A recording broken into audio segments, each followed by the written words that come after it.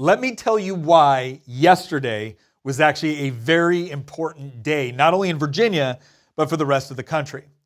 Yesterday went largely unnoticed, and that's because most people don't understand that in Virginia we have something called pre-filing, which is to say that all of the bills, or let's just say most of the bills that we're going to hear in the 2022 session had to be submitted yesterday by 5 p.m. in order to get drafted by Legislative Information Services. Now, you still have the ability to drop some bills after that deadline, but that is generally when the vast majority of bills that we will hear for the next legislative session initially get submitted.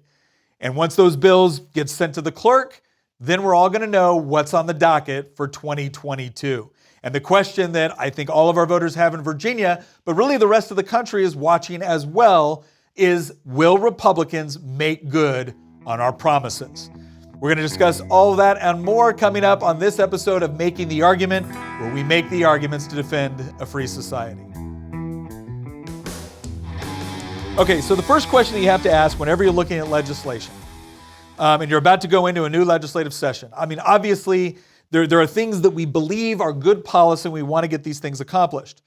We also need to look at what did people elect us to do, right? Because Republicans ran on a particular platform. Democrats ran on a particular platform. And the platform that wins and the platform that loses tells us a lot about what voter expectation might look like for this next legislative session. Now, again, I've always been of the opinion that my job in government is not to micromanage your life. It's not to come up with a bunch of new laws, rules, regulations, and taxes by which I micromanage your life for you. That's not my job. My job is to protect your liberty, to protect your property rights, and otherwise leave you free to live your life the way you want, provided you are not infringing on the other people to do the same, right? So that's the philosophy I've taken for the last 6 years into the General Assembly. That's the philosophy I plan to take into this General Assembly, which will be my 7th year. But it is important to go back and evaluate what happened during this last election cycle for you as the voter, for you as the citizen, because one of the things we're going to be talking about here today is understanding kind of the thought process that a lot of legislators will be taking into this session. Right, so they're looking at what did they run on? What were their voting records? What were the things that their opponents, maybe took shots at them for? What were the things that they passed that they know their constituents really liked? What were the main issues that were trending in the polls when people went to go and vote? These are all things that they're taking into consideration. And so let's do a quick recap of, okay, why did we win? Well, there's two things you have to look at. One is you have to look at the things you did well. You also have to look at the mistakes that the other side made. So for the last 2 years in Virginia, every single apparatus of government, from the governor's mansion, attorney general's office, lieutenant governor, the Senate, the House of Delegates, everything was controlled by Democrats. They could essentially do whatever they wanted, right? And that's largely what they did for 2 years. There were certain things that you had some people in the Senate that were concerned about. They thought it would actually hurt them and hurt their reelection chances if they let them pass. And so there were some bills that passed out of the House of Delegates that got killed in the Senate, right? Like quietly killed in a committee, or what they call passing on to the next legislative session, which is to say, okay, they're not killing your bill, they're just passing it over to the next session the following year. A lot of things like that happened, but Democrats were able to get through massive changes to Virginia. Everything from mandating a $15 minimum wage to significantly challenging right to work in Virginia, although they didn't outright repeal it. They had a lot of things with public sector collective bargaining. They had a lot of massive changes that they did within education. One of the biggest issues that they got slammed on was the way that they treated education and how some of their policies were being played out in a very practical way that was affecting the lives of students and their parents. Right? So these were all things that they got to do for the last 2 years. So that had a major effect, right? They had to actually run on a record. They couldn't just run on good intentions, right? And for, a long time prior to the previous 2 years, Democrats in the House of Delegates got to run on the ideas of what it would be like if they were in charge. Now they had to actually run on what happened when they were in charge, and it didn't work out too well for them. All right, so that's one factor, right? They got slammed for a lot of the things that they did when they were in power. There was other factors as well, like Joe Biden and the fact that Joe Biden got elected Joe Biden got elected by a lot of people to pretty much not be Donald Trump, right? That was what they expected out of Joe Biden. And then he got in there and he advertised himself as kind of like this moderate guy that wasn't going to do a whole lot, that was just going to try to keep things peaceful. And what does he do? Well, he gets in there and he almost immediately adopts, the far left-wing policy objectives of people like Bernie Sanders, AOC and the Squad, Elizabeth Warren. And so now all of a sudden it's massive inflation, it's massive redistribution, it's massive tax increases, government spending. Then when it comes to things like Afghanistan, he completely botches it up. When it comes to things like public safety, he's not doing that great a job, maybe because he's, directing his DOJ to look at parents showing up at school board meetings as opposed to actual acts of violence, vandalism, and rioting, right? These are all problems that a lot of the people that voted for Joe Biden, this is not what they bargained for, right? This is not what they were expecting, but that is what they got. So not only were Virginia voters voting based off of what Democrats had done in the House of Delegates here in Virginia, or what Democrats had done in the governor's mansion, et cetera, they were also voting on what Democrats have been doing nationwide. And a lot of people see this, and I see it as sending a message to the Democratic Party that this extreme left-wing view is not what they bargained for. Right now, amazingly enough, you have people like AOC suggesting that the reason why Terry McAuliffe and the Democrats lost is because they weren't far left enough. They weren't socialist enough. They weren't woke enough, right? They didn't call the voters racist hard enough. If only they had done that, if only they had spent more time explaining to the voters why they were all racist, sexist bigots for not voting Democrat, then everything would have changed, right? That's part of the narrative and part of the fight that's going on internally within the Democratic Party, right? And I'm sorry, but arrogance plays out significantly in how voters think when they go to the polls. If they perceive the party in power as being overly arrogant, they will punish them, right? And a lot of that, I think, took place as well. So those are some of the things that you saw on the other side, right? Obviously, Terry McAuliffe, when he said that, he didn't think parents should be telling their schools what to teach. What was fascinating to many people like me who are familiar with Terry McAuliffe is we know that Terry McAuliffe believes that, but he's never come right out and say it. And that's one of those things that we think also affected the way Democrats performed at the polls, was the fact that they usually get away with these really, really well marketed talking points that they focus on, right? Like they want to support public education, right? They want to take care of our teachers. They want to, keep everyone safer. They want everyone to get a livable wage. But then when it comes into the actual policies, and all of a sudden businesses are going out of business and there's fewer jobs, and you have situations where, people like Terry McAuliffe are actually telling you exactly what they think of parents being more involved in their child's education, then all of a sudden the voters don't like it so much. And what ended up happening this last election cycle was they were a little bit less guarded with respect to what they said and how they talked to the voters, and they got punished for it. All right, so that's what they did wrong. What did we do right on the Republican side? Well, here's an interesting part, right? There are elections where you can go back and look at it and you can say that essentially one party won because, the other party was embroiled in some sort of massive scandal, right? Or there was a personality component that the voters just didn't like. Or there was some other major factor where one side loses the election more than another side wins it, if that makes sense, right? So it's not that one party got out there and promised something specific or concrete, or really convinced the voters that they had a series of policy positions that they liked. It's more that the other side screwed up so horribly bad that it was essentially a referendum on them, not so much a desire to have some of the other things that the other party was suggesting. That didn't happen this time. This time you had a combination, because the Republican Party in Virginia and Glenn Youngkin at the top of the ticket, and the top of the ticket always kind of ends up driving what the narrative is going to be for the election cycle. He didn't just say, look at what a bad job the Democrats had done. He didn't just say, oh my gosh, I can't believe Terry McAuliffe said that you shouldn't be involved in you shouldn't be telling schools what to teach.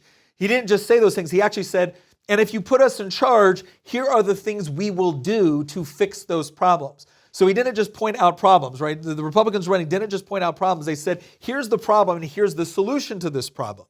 And the solution to the problems that we were addressing, whether it was public safety, whether it was education, whether it was the economy, was a stark contrast from what the Democrats were offering.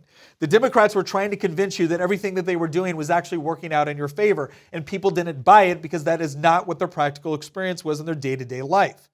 right? And then what did Republicans come in with? We came in with the same, well, look, if you put us in power, we will cut taxes. We're going to get rid of onerous regulations. And one of the biggest things that we advocated for was expanding educational choice and freedom. It was this idea that we have too many kids trapped in failing schools. And rather than just sitting back here and throwing more money at the problem, which has been the Democrat solution for decades now, it was time to actually empower parents to be able to get their child an education that was going to work for them, right?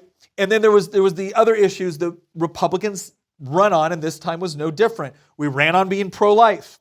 We ran on being pro-Second Amendment, right? So if you look at the platform that we ran on, it pretty much lined up with what Republicans say, but there was specific instances where policies like charter schools, policies like getting rid of state-mandated vaccine requirements, doing things like getting rid of the grocery tax. These were all specific things that were mentioned, all right, that need to be accomplished, right? We need to actually use the power that we have in order to get that done, right? And this is critical, right? Not just for, I would say inherent moral reasons of you made a promise, you stand by your word. It's also important because if you don't deliver on your promises, then voters have no real reason to send you back. Right? And they'll be willing to give somebody else a shot if they're willing to come in and promise something and potentially deliver on it.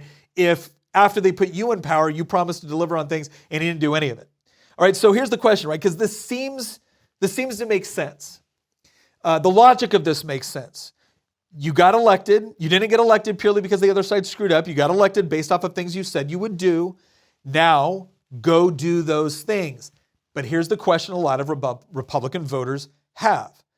Right? And here's the concern a lot of Republican voters have.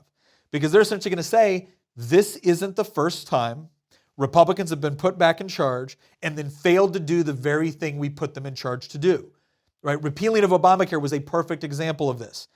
Right? Republicans had voted to repeal Obamacare something like 60 times when they knew they couldn't repeal it because the president would either vote it or vote against it, or they didn't have the votes in the Senate. So all of a sudden, now you have a Republican House, you have a Republican Senate, you have a Republican president, you have everything you need to do it, go do it, and then Republicans failed to accomplish that.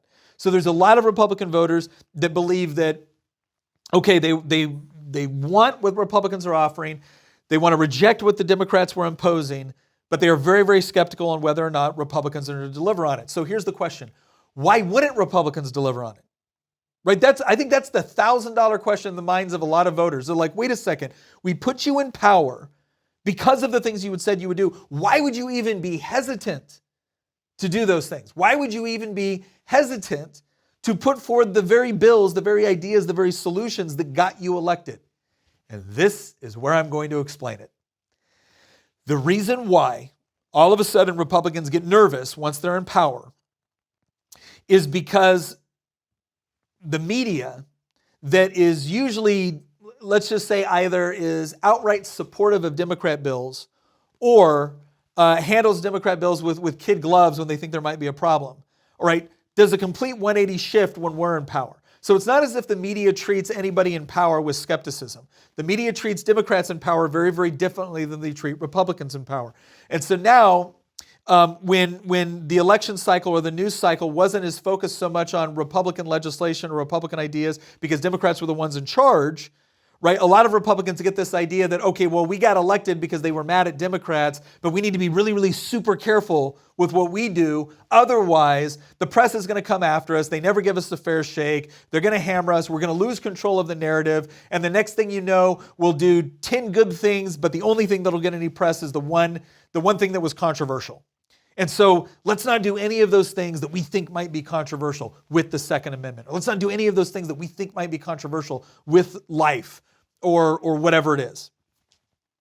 And this is the part where Republican voters look at this and say, wait a second. We wanted you to do these things. Why aren't you doing them? And you have elected Republican officials that think, well, we really got to have those swing voters, and those swing voters don't like those issues. Or those swing voters are not really paying attention to those issues. They're going to turn on the news and all they're going to hear is how Republicans are being extreme and crazy and nuts.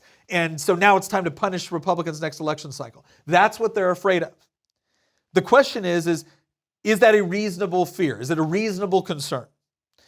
Now, again, I get frustrated by this, but I'm also in a very good Republican district, right? So it's easy for other people to come in and say, well, Nick, you don't have to deal with these issues. You're not in a swing district, you're in a safe district. So, bottom line is your opinion on this, it doesn't really carry a lot of weight because you don't have to deal with the consequences of what happens if you carry this, quote, controversial legislation. Okay, let's give that argument the benefit of the doubt. And let's see, how do we effectively address it? All right. Well, the first thing that you would do, if you're concerned about delivering on your promises, which we better be, is you would say, okay, what did we run on? Well, we ran on school choice. We definitely ran on. There's no question that Republicans, from the top of the ticket to every other, to school board elections, ran on the idea of giving parents more choice and more say with respect to what happens within their schools. So the first thing that we should be looking at, the first thing that you should be looking at as voters during this next election cycle is what sort of educational choice bills get drafted. What gets actually sent to the clerk's office, and what do you see showing up at the Education Committee within the House of Delegates? Right now, here's the calculation you should take into consideration as a voter as you're looking at all this going through. One, you should be demanding from us that we deliver genuine educational choice, genuine school choice. And school choice to me is not just a slightly larger list of government-approved options with respect to government-controlled schools, right? There should be options in there for a whole host of educational venues and mechanisms and techniques and processes, right? It shouldn't just be, okay, here's the public school and here's the government-run charter school. Right? There needs to be consideration for other methods of receiving an education and recognizing that we're all paying these taxes and allowing parents to have more control over how their tax dollars are spent, or making it easier for them to engage in other forms of education, maybe through the form of tax credits and things like that, that allow them to explore things like homeschooling or co-ops. That all needs to be a part of the larger package. Right? And again, I think the good news is I think we're going to see that. We're going to see the Education Committee and the House of Delegates not only looking at increasing the ability of charter schools, which I think is a good first step, but also looking at other mechanisms to make sure that we're opening up education to a larger marketplace of ideas. And it's not just this narrow government monopolized, essentially one size fits all, where politicians get to decide what all of your education looks like. Right? Whether it's at the state level or at the local level. It should be more about parents being able to explore a larger marketplace of ideas and find what works best for their kids. Now, we ran on these ideas. We ran on school choice. We ran on more charter schools. We should be able to deliver on that. So when session starts on January 12th, you will have the ability to go on Legislative Information Services. You'll be able to look at the various bills that your legislator, that your representatives have submitted. And you'll be able to follow that through the committee process. And that's the area where you can have the most power. Can I just say right now, there's going to be a lot of people where you weren't just involved for the election cycle. You weren't just involved for the campaign. You now want to see things get done, and you want to make sure that you're holding your legislators accountable. Here is how you do that, right? Here's how you hold me accountable. You can go to Legislative Information Services. You can just Google that in. You'll see Lobbyist in a Box. There's this little feature that they provide where you can actually track individual bills and get notification. So you find the bills that you like and you say, I want to track these. I want updates. Now, a lot of people think that the most effective thing they can do is they can take a form letter that maybe an organization gives them and they can email it out to 100 delegates and 40 senators saying, hey, I demand that this bill, you vote yes on this bill. Let me just say right now, you can do that. Personally, I don't think it's the best use of your time. All right, the most effective use of your time, if you are trying to lobby for a piece of legislation that you expect your representatives to vote correctly on, is to contact your representative. It's also to know what committees your representative is on. So if your delegate is on the Education Committee, well, they're going to be one of the first people to take a look at those education bills. And you want them to know that you expect Republican legislators to vote yes on these education freedom bills.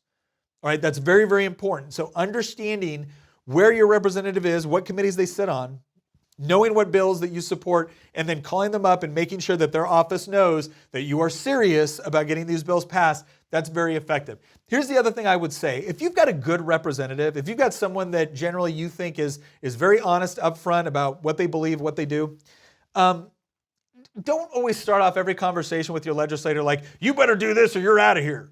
All right. Now, some of them may deserve that. That's fine.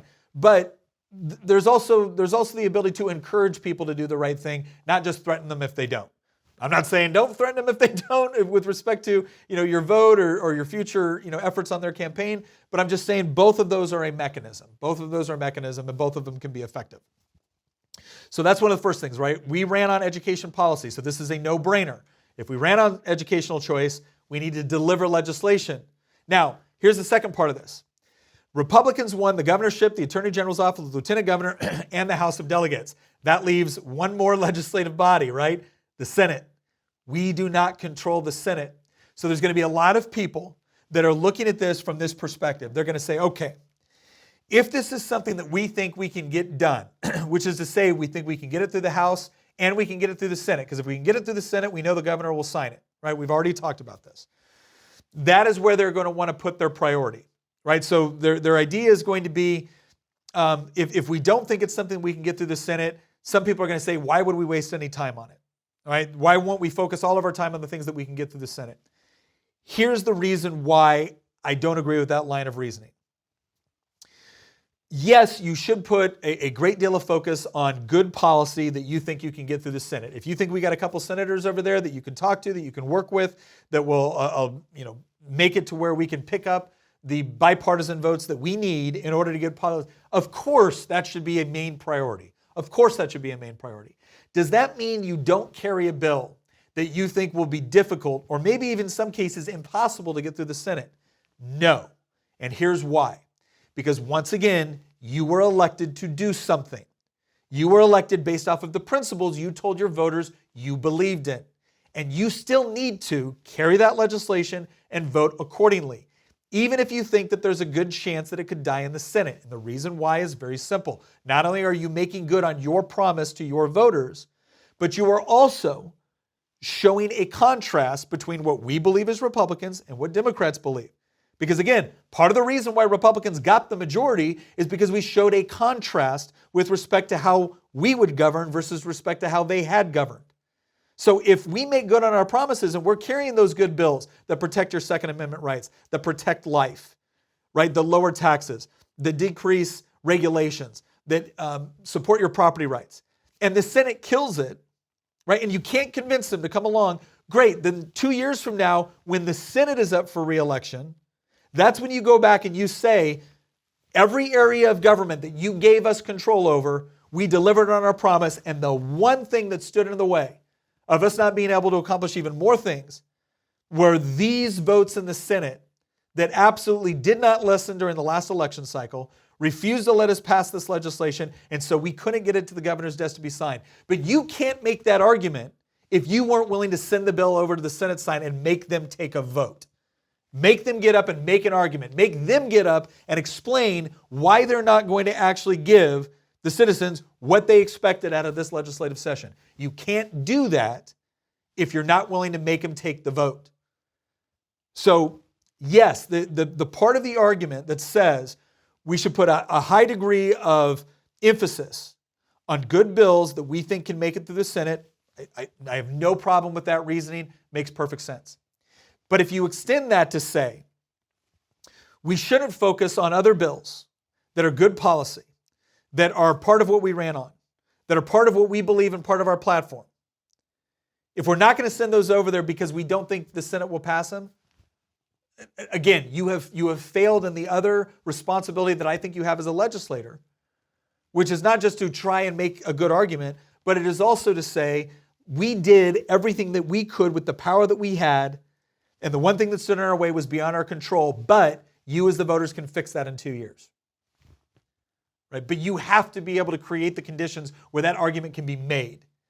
Because if you didn't even bother to carry the bill, then your voters don't have any reason to expect that you will do it, even if you do control both chambers. So that's a very, very important factor, and again, something that you should encourage your legislators on. The other component here, and I mentioned it a little bit earlier, and that is you will have some people that are afraid that if we carry something controversial. So let me whenever we get into things like gun bills or whenever we get into things like pro-life bills, you always have some people that are very, very concerned about how that's going to play out within their own districts. There's two things that we all need to consider here, all right? Again, the first step I always take is the one on principle. It's the idea that if this is what we believe and we think it's good policy, then of course that we should carry that legislation. But other people will come on and say, well, Nick, here's the problem. I may agree with you on the legislation.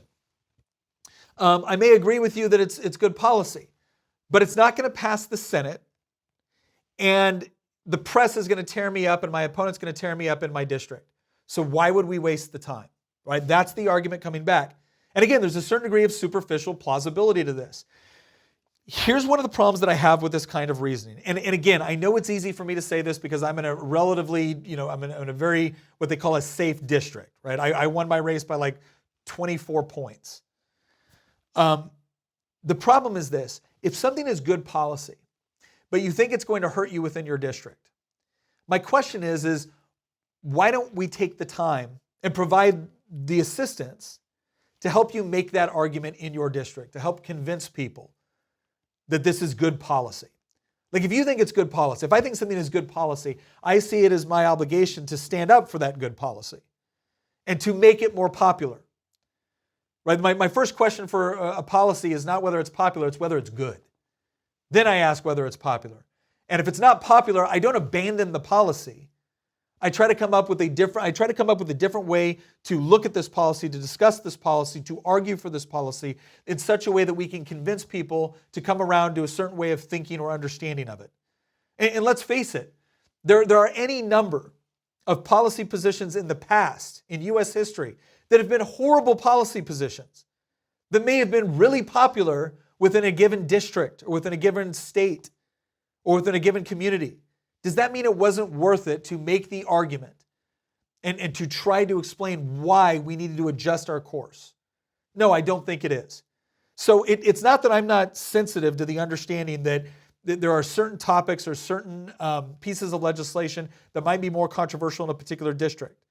Okay, but I am skeptical of the idea that because something is controversial, therefore we shouldn't touch it. Because my gosh, if we touch that, we could potentially lose the majority. Because I'll tell you this much. I remember when Republicans were in the majority in the House of Delegates before. I remember when Republicans ended up carrying really bad legislation. And the reason for it was, well, we need to protect some of these people in controversial districts. And I remember sitting there at a meeting and I said, okay, let me explain. I said, everyone agrees that this policy, which Republicans have opposed for the past 6 years, is bad policy. Nobody here is going to convince me that all of a sudden a bill that you voted against for the previous 6 years suddenly became good policy. It didn't, and you know it didn't. All right? People want to do it for politics, what they think good politics is. I said, let me explain why it's bad politics.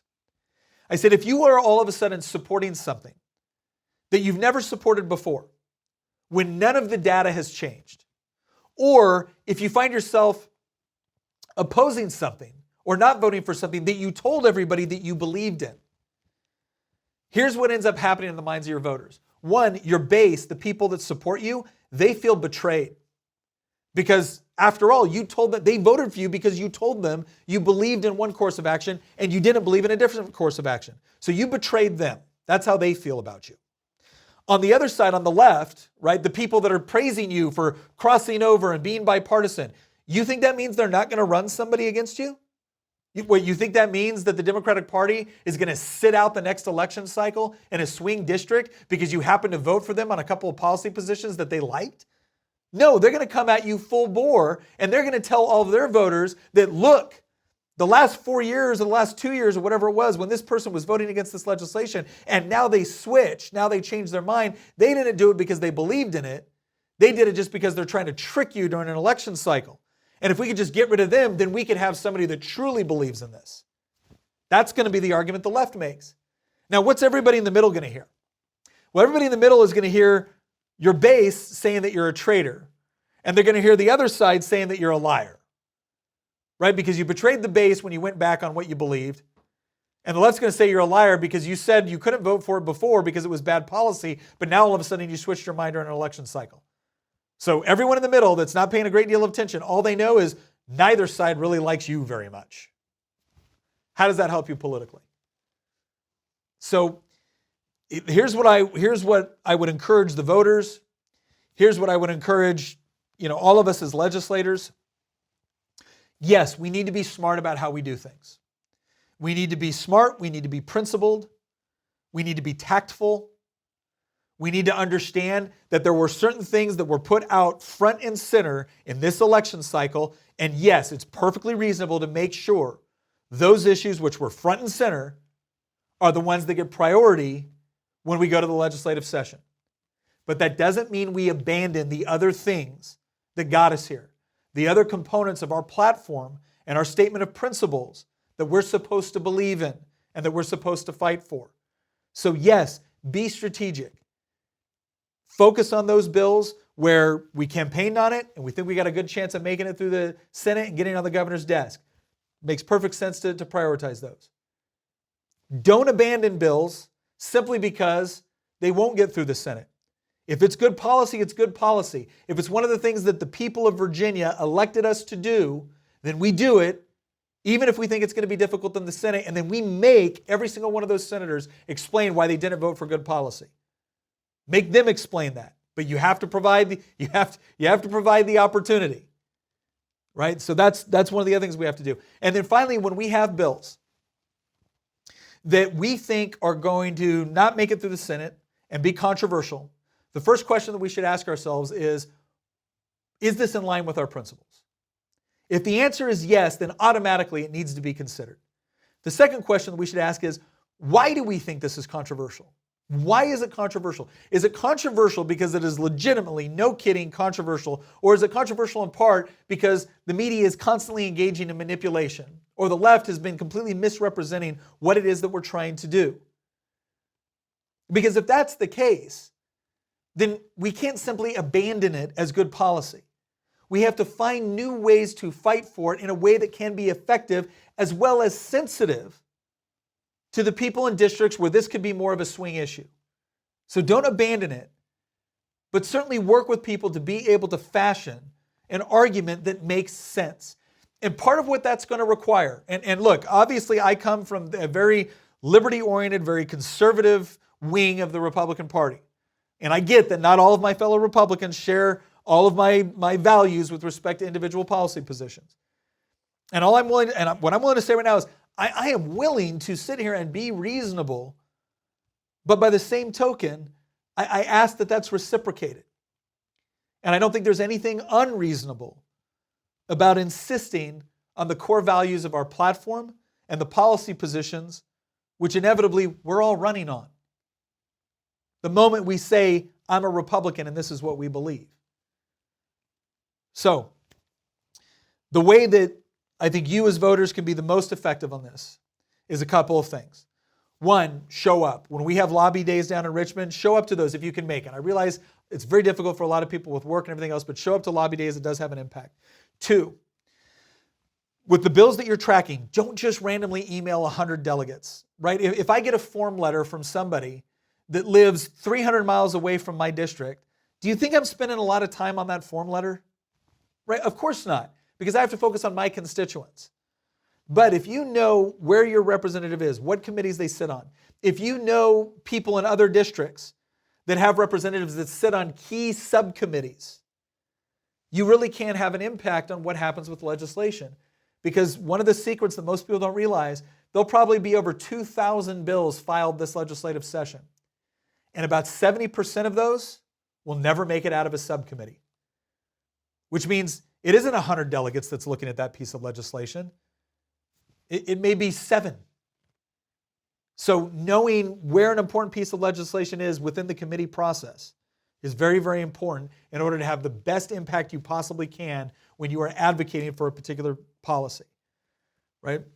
Again, the other point I brought up, the relationship with your representative doesn't have to be hostile, right? It doesn't have to just be a series of threats. Do this or else, right? Quite frankly, any elected official that is worth their salt, that is willing to actually stand up and fight for the things that they believe in, it is not just going to sit there and cower every time somebody threatens them with something. So understand that sometimes the stick is important. Sometimes saying, look, if you do this, you will lose my vote because I will take it as you lying to me or betraying me. Right? But it's also valuable to tell somebody that you know has a good voting record, that has done a good job, that has fought very hard. Hey, look, I appreciate how much you've been fighting. Please stay strong on this bill. Please stay strong on this bill. And then when they do, come back and say, hey, I just want to say thank you. I asked you to stay strong. You did. This is why I vote for you. Again, it can be really, really encouraging. Okay, so again, I am by no means suggesting that you shouldn't say, hey, look, if you do the wrong thing, there's going to be consequences. But I am suggesting that there's also value in thanking someone when they do the right thing, especially when they've done it under an incredible amount of pressure. And here's the third point I'm going to bring up. For those of you who do want to see good conservative policy, but you live in a district where somebody won their race by a couple hundred votes, that is someone that needs your support.